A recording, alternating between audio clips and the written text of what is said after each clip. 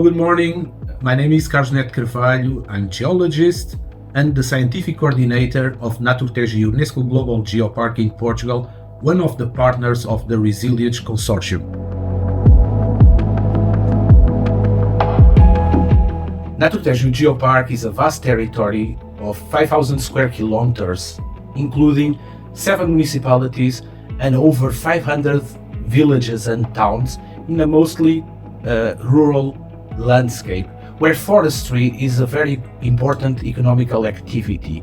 The problem is in the last 25 years, wildfires have been a major concern in the territory. The last one just happened in 2023 August, and this is one of the main reasons why we are involving local communities under the Resilience project.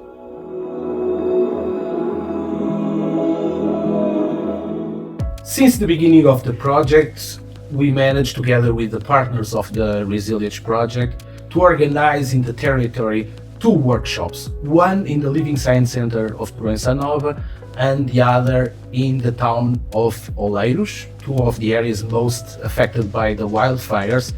We invited for the participation the local communities, the local authorities and the first responders in order to think about how the natural and cultural heritage can be used at a local level to mitigate and even to prevent the wildfires that are happening in the territory in an increasing way.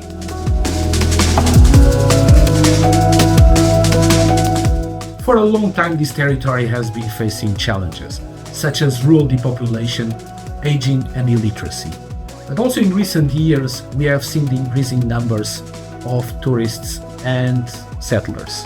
So this is the right opportunity to raise awareness about the important natural and cultural heritage of the geopark to the local communities, including elders and newcomers, so to foster the sustainable development. The solutions expected to be developed under Resilience, involving local stakeholders, need to be tailored according to this rural territory and its specificities, and also useful to prevent bad behaviors and the destruction by wildfires of common heritage, ours and of the next generations.